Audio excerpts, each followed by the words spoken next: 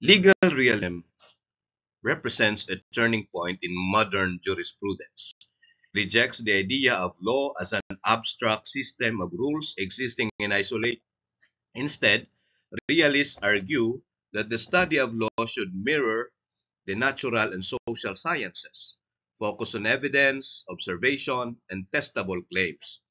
For the realists, a legal theory is only meaningful if it explains how law actually operates in society, in courts, in judgments, and in institutions. The standard is no longer just logical consistency, but empirical adequacy. This orientation is why legal realism is often described as a naturalistic jurisprudence. It insists that law must be studied as a fact-based human practice, not a metaphysical concept. In natural science, hypotheses are tested against data and observation. Legal realists apply this method to law. For them, legal rules are not self-sufficient. The real test of their meaning lies in how judges actually interpret and apply them.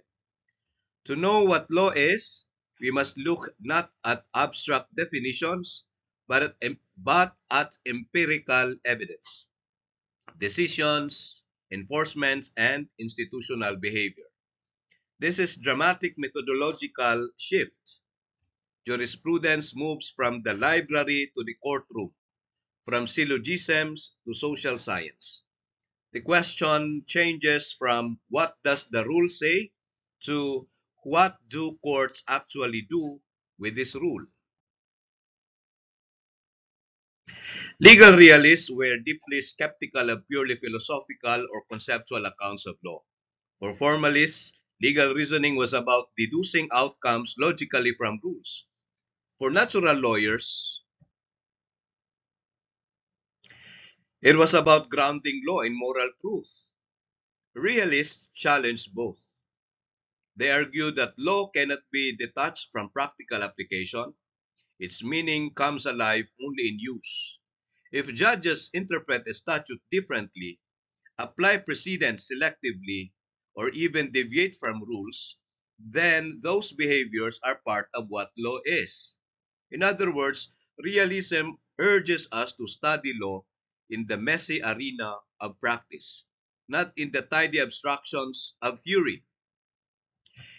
It reorients jurisprudence from what law ought to be toward how law is actually applied and experienced. Legal realism was not only American. In Europe, a parallel tradition developed in Scandinavia, led by Axel Hagström and later Alf Ross and Karl Olivicrona. The Scandinavian realists were even more radical. They dismissed legal concepts like rights and duties as ideological illusions. For them, law should be analyzed in terms of social behavior, institutional practices, and linguistic usage, not moral or metaphysical claims. Their influence stretched throughout the 20th century Europe and the European legal thought, embedding a suspicion of abstract, moralized jurisprudence and reinforcing the realist call for empirical naturalistic analysis. Thus, while American realists studied judges, Scandinavian realists dismantled metaphysics.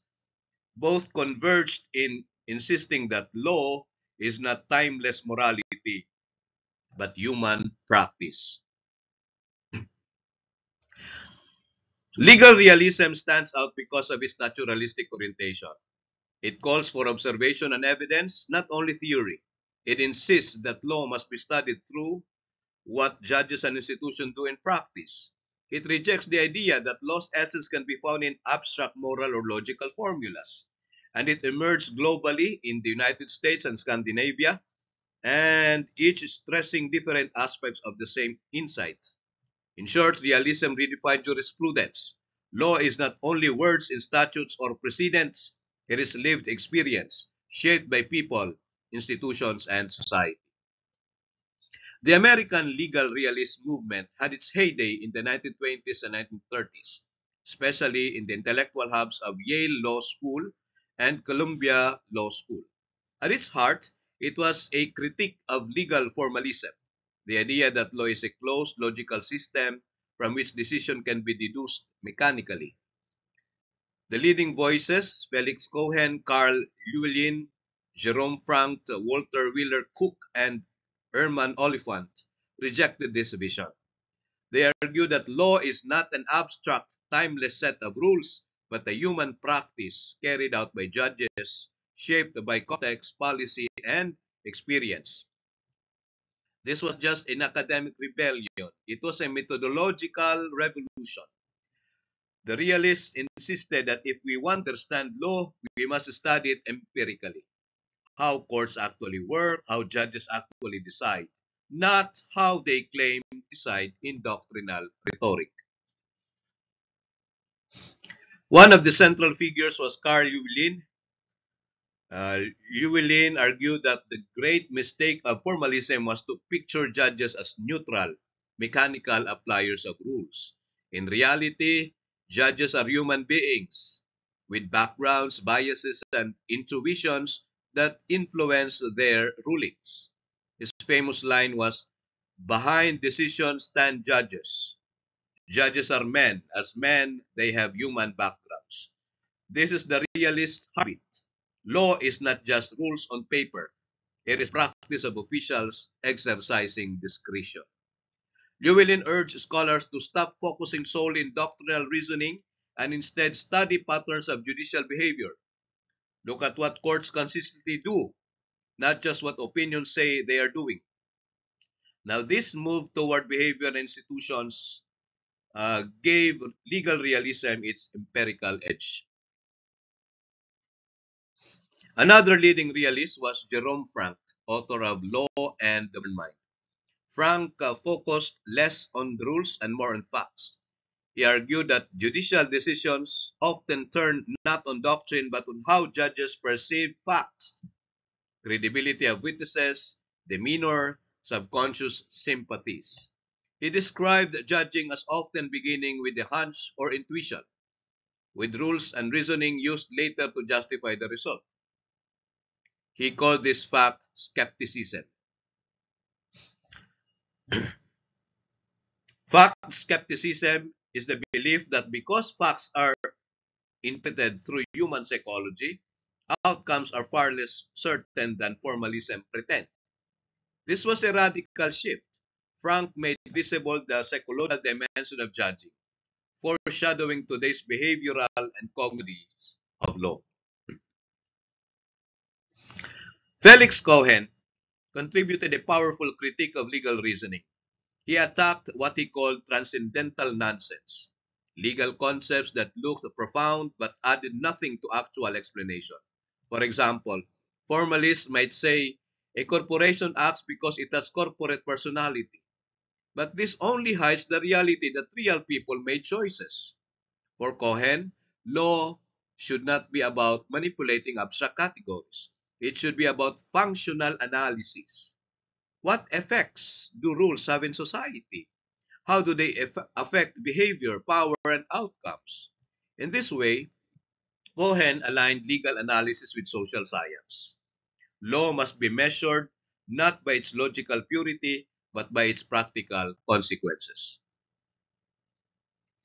Two other important realists were Walter Wheeler Cook and Herman Oliphant.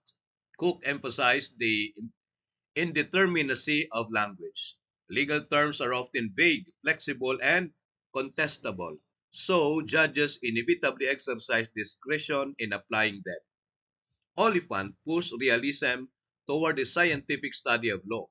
He argued that judicial decisions are fundamentally policy, um, driven by policy, and that legal scholarship should use empirical and sociological methods to map how institutions actually work.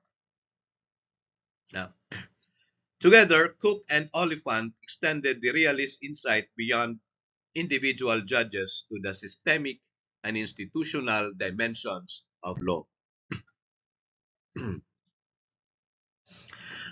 The American legal realists shattered the formalist myth that law is a closed logical system. They show that rules do not dictate outcomes mechanically. Judges are human decision makers, influenced by background and psychology. Law must be studied with tools from social science, not only philosophy. And most importantly, law is best understood by observing what officials actually do, not only what rules prescribe. This was the legacy of American legal realism, a methodological revolution that forever changed how law is studied and practiced. Now that we've introduced realism as a naturalistic jurisprudence and traced its American and Scandinavian roots, let us move into the core tenets of the realist movement. Here we will see four central insights. First, judicial decision making is not purely mechanical. Judges do not just apply rules step by step. Now, judges do not just apply rules step by step. The real reasons behind the judicial outcomes may be hidden behind the doctrinal rhetoric. Third, realists strongly oppose natural law theory, preferring historical and empirical explanation. And finally, we'll consider how HLA Hart, in the concept of law, misinterpreted realism's project, mistaking it for conceptual analysis when it was really sociological description. Taken together, these tenets represent realism's sustained effort to study law as a lived human practice rather than abstract logical deduction. Realists' first major claim was that judicial decision making is not mechanical. Formalist theory painted judges as neutral technicians applying rules to facts like a mathematical equation. Realists argued that this is a myth. Carl Llewellyn observed that judges are not detached rule appliers but real people with human backgrounds, social experiences, and personal values. As he put it, behind decisions stand judges. Judges are men. As men, they have human backgrounds. Jerome Frank pushed further. In his book Law and Modern Mind, he stressed that judicial outcomes often stem from subconscious biases, hunches, or gut feelings. He famously wrote, rules are not the main factors in producing court decisions. They are rationalizations after the fact. Thus, legal reasoning often conceals deeper influences. The implication is clear. Law is not a determinate system. Judicial discretion is always at play. The second realist tenet is that the real reasons behind decisions are often hidden. Judicial opinions give us legal reasoning, but this may be post hoc rationalizations. Judges frequently decide based on broader policy preferences, ideology, or values, and only afterward frame the result in doctrinal language. Brian Leiter, in Naturalizing Jurisprudence, explains judges often do not decide cases based on what the law is, but on what they think the law should be, given their policy preferences. Now, this echoes Oliver Wendell Holmes Jr.'s insight in the common law. According to him, the life of the law has not been logic, it has been experience. For Holmes, legal rules are not abstract commands, but predictions of how judges are likely to behave. In short, written opinions are only the surface. Beneath them lie human motivation and social influences. Realists also place themselves in direct opposition to natural law theory. Natural law saw legal validity as grounded in moral truths or eternal principles. Realists rejected this, arguing instead that uh, what we call natural law is historically contingent and should be studied through empirical methods. As Christie and Martin explain, realists viewed natural law as shaped by historical circumstances, not as an unchanging universal standard. Here, realism shares some ground with positivism. Both prefer describing law as it is, rather than prescribing law as it ought to be. But realism goes further. Where positivism sometimes retain abstraction, realism insists on empirical investigation of actual judicial practice. Thus, realists strip jurisprudence of metaphysics and moral universals, pushing it into the realm of history, sociology, and psychology. Realists emphasize that H.L.A. Hart misunderstood them. In his work, The Concept of Law, Hart argued that realists like Holmes were trying to redefine law as predictions of what courts will do. He saw this as a flawed conceptual analysis. But as Brian Leitler points out, the realists were not engaged in conceptual analysis at all. They were not trying to redefine the term law. Instead, they were offering a sociological and empirical account of how judges actually decide cases. As Leiter explains, Hart mistakenly assimilates the realist sociological claims to conceptual analysis. In fact, realists were offering an empirical account of adjudication, not a redefinition of legal terms. So, Hart missed the methodological focus of realism. Their project was descriptive and scientific, to understand adjudication as it occurs in the real world. The core tenets of legal realism can be summarized as follows. First, judges do not decide cases mechanically. Their rulings reflect bias, background, and context. Second, judicial opinions may hide the real motivations, which are often policy-driven or ideological.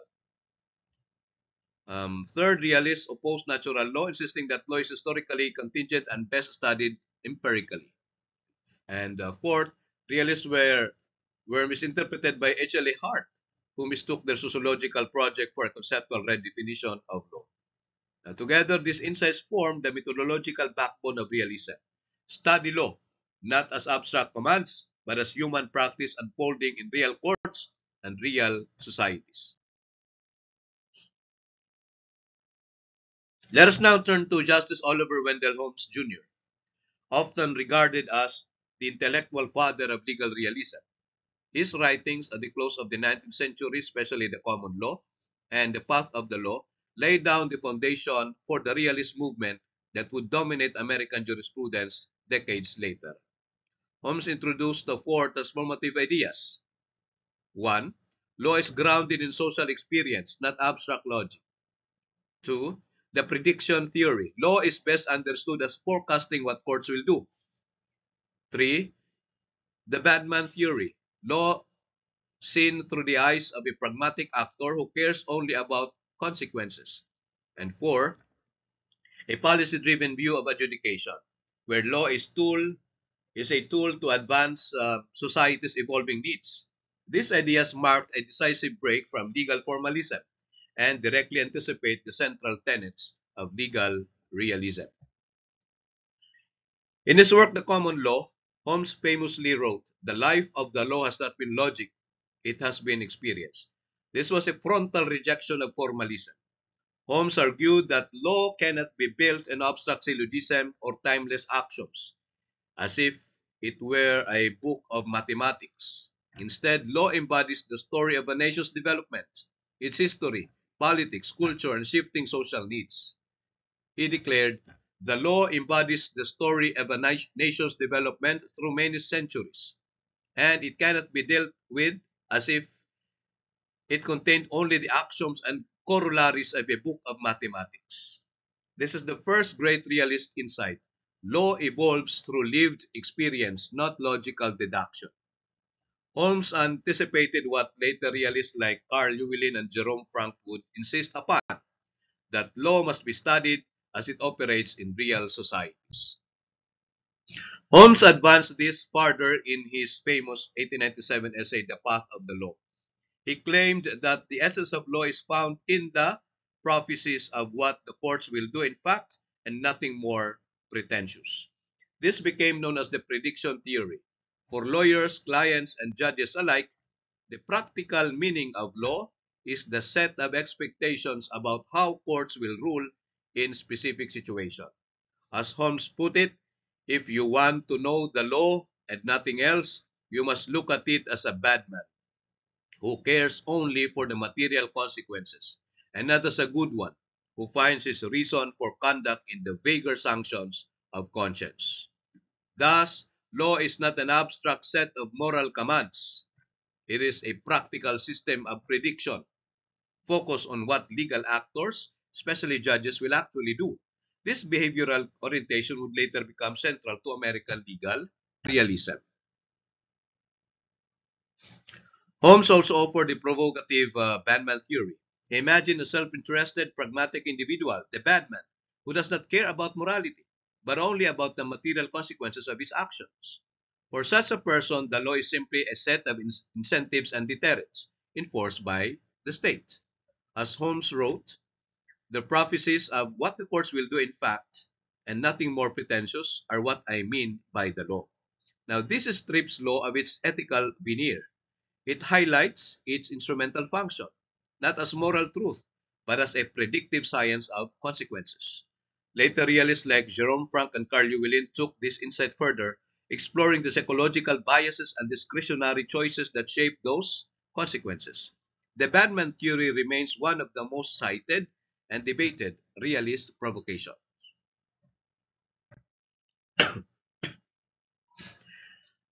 Holmes was an early advocate of policy-driven adjudication. He viewed law as an utilitarian instrument, a means for advancing social welfare and adapting to society's evolving needs. In his famous dissent in Southern Pacific Company versus Jensen, Holmes wrote, I think the proper course is to recognize the fact and to let the fiction go. The true ground of decision is policy and the preferences of the dominant power. This was a realist credo. Courts should focus on policy realities, not doctrinal technicalities. Holmes taught that legal rules must be treated as practical tools, not rigid formulas. This laid the groundwork for legal pragmatism and policy-oriented judging that would become hallmarks of American legal realism. Oliver Wendell Holmes Jr. gave us the roots of legal realism. His claim that the life of the law has not been logic, it has been experience, anticipated the realist rejection of formalism. His prediction theory framed law as expectations about judicial behavior. His Batman theory stripped law of moral pretense, focusing on consequences. And his policy-driven jurisprudence treated legal rules as instruments for social welfare. Later realists like Llewellyn and Frank expanded on these themes, but the seeds were planted by Holmes. His insights made it possible to reconceive jurisprudence not as a science of logic, but as a science of human behavior and social policy. Legal realism is not a single doctrine with rigid rules. Instead, it is defined by a cluster of themes that distinguish it from earlier schools of thought like formalism and natural law. Now, let's focus on four defining characteristics. Number one, the indeterminacy of law. Rules do not yield one determinate answer. Number two, instrumentalism. Law as a practical tool for advancing social welfare. Number three, empirical legal analysis. Jurisprudence must be grounded in observable evidence. And four, the decline and the continuing relevance of realism. Why, despite criticisms, its influence remains strong. Together, these themes gave us a fuller picture of realism's enduring contribution to legal philosophy. One of realism's most important insights is the indeterminacy of law.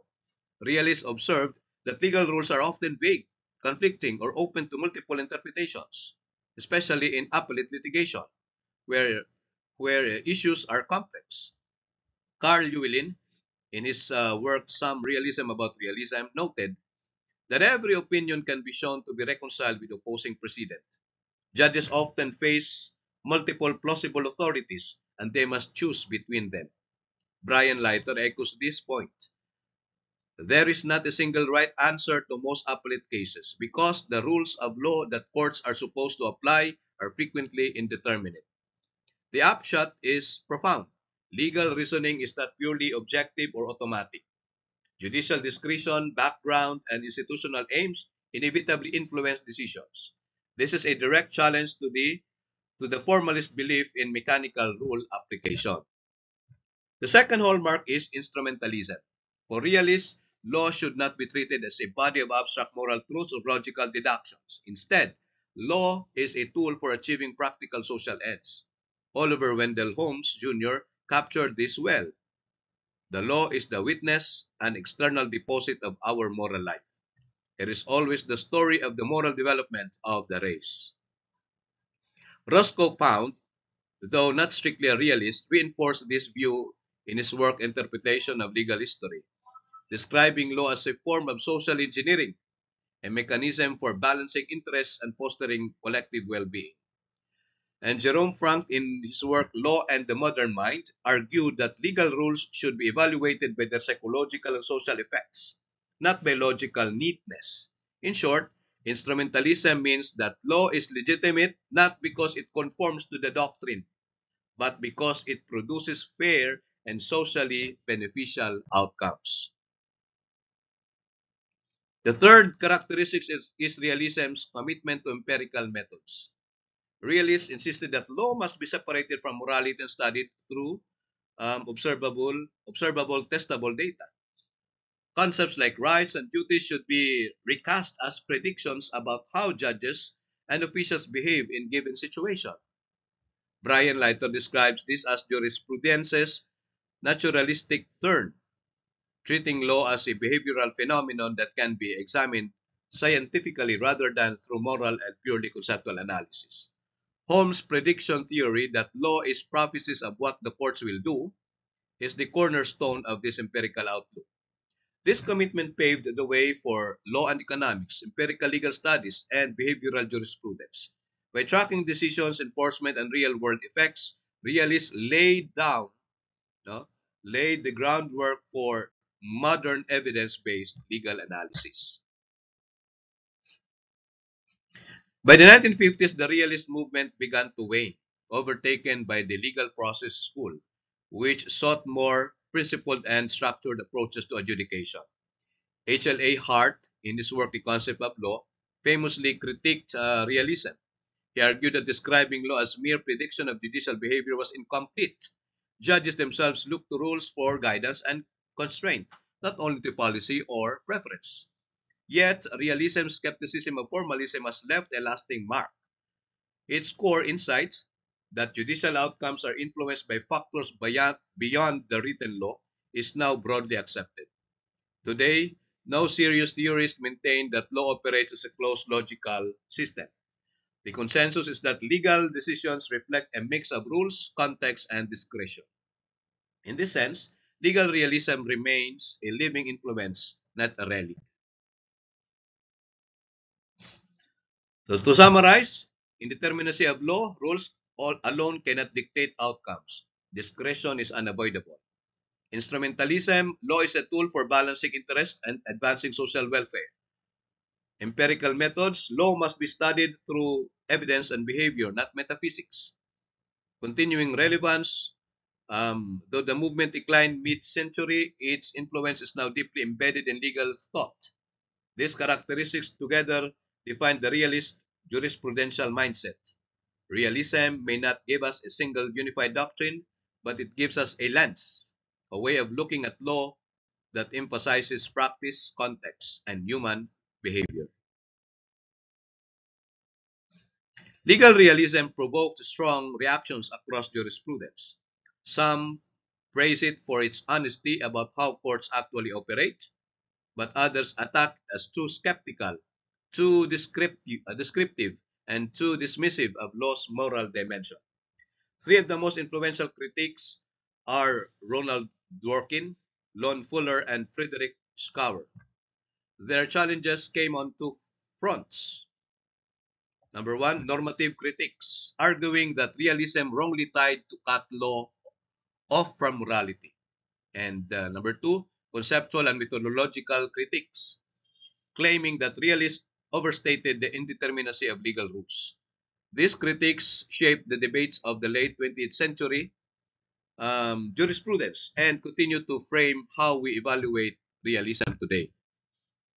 Ronald Dworkin was perhaps the most famous critic of legal realism. In his work Taking Rights Seriously and Law's Empire, He rejected the realist idea that law is simply what judges decide or what can be predicted they will do. Instead, Dworkin argued that legal reasoning is interpretive. Judges do not simply invent rights. They are tasked with justifying rulings in terms of principles of justice and fairness. In his words, realism misses the fact that judges do not invent rights. They interpret the law in light of principles of justice and fairness. For Dworkin, rights and obligations arise not only from statutes and precedents, but from coherent interpretive practice of law itself. This was a direct rebuttal to realism's skepticism about morality and principle. Lon Fuller, Lon Fuller offered a different critique rooted in procedural natural law. In his work, The Morality of Law, Fuller insisted that law is not just a tool for ordering society. It is inherently moral in its very structure. For a system to count as law, it must embody the principles of legality.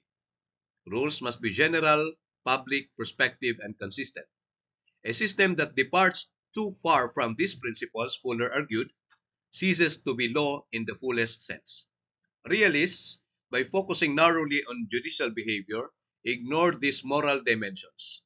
Fuller's critique re-injected morality into jurisprudence, countering realism's naturalistic reduction of law to behavior. Friedrich Schauer criticized realism from a methodological angle.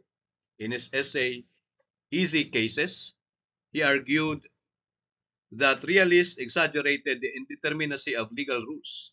In practice, most cases are straightforward. The law provides clear guidance and judges follow it. By focusing almost exclusively on hard appellate cases, realists created a skewed picture of law. Schauer observed, the fact that some cases are hard does not mean that the law is always indeterminate. He further argued that even when discretion is involved, rules still have normative force. Predictability of outcomes may not be perfect, but that does not erase the uniquely legal character of judicial reasoning. In short, Schauer reminded us that realism's critique, though valuable, paints with too broad a brush. So, to summarize, Dworkin insisted that realism wrongly ignored the role of moral principles in adjudication. Fuller argued that realism overlooked the procedural morality of law, generality, publicity, and consistency. Schauer contended that realism overstated the problem of indeterminacy by focusing on hard cases rather than the easy ones that make up the majority of legal practice. Now, together, these critiques forced jurisprudence to rethink realism's limits. They highlighted the need to balance realism's descriptive honesty with an account of law's normativity, constraint, and legitimacy. While realism faced strong criticism in the mid-20th century, the last few decades have seen a resurgence, this time backed by empirical research and even advances in technology. Contemporary studies in data science, behavioral economics, and psychology have begun to test realist hypotheses with new rigor. From machine learning models that can predict court decisions to behavioral findings that confirm judges are prone to cognitive biases, the weight of evidence show that the realist insight that law shaped the human decision-making, context, and policy remains compelling. In this way, realism is not just a historical school of thought. It is being vindicated and renewed in the modern age. In 2016, a study by Letros et al. Applied machine learning and natural language processing to decisions of the European Court of Human Rights. The model achieved up to 79% accuracy in predicting case outcomes based on factual contents and the language of judgments. What does this suggest? Judicial outcomes are systematically influenced by patterns in facts, policies, and context, not just by abstract doctrine. This is, in essence, a technological vindication of Holmes' famous prediction theory, that law, at its core, is the ability to forecast what courts will do in fact. Now, artificial intelligence is doing exactly what Holmes said lawyers must do: predict judicial behavior. Another line of research comes from Epstein, Landis, and Posner in 2013. They examined judicial behavior across U.S. courts and showed that judges' ideological leanings, liberal or conservative, systematically affect outcomes. Second, institutional incentives such as promotion, public opinion, or political climate also shape decisions. This influence is most visible in constitutional law and civil rights cases, where the law is especially indeterminate and policy stakes are high. This confirms the realist point that judicial outcomes are not determined solely by rules, but by a mix of law, politics, and institutional context. Beyond ideology, research in cognitive psychology and behavioral economics has shown that judges, like all humans, are subject to cognitive biases. Studies reveal patterns such as: first, anchoring effects. Initial numbers influence sentencing decisions. Framing effects. The way issues are presented shapes outcomes. Third, confirmation bias. Judges sometimes favor evidence that aligns with prior beliefs. And fourth, heuristics under pressure. Simplified mental shortcuts are used when caseloads are heavy.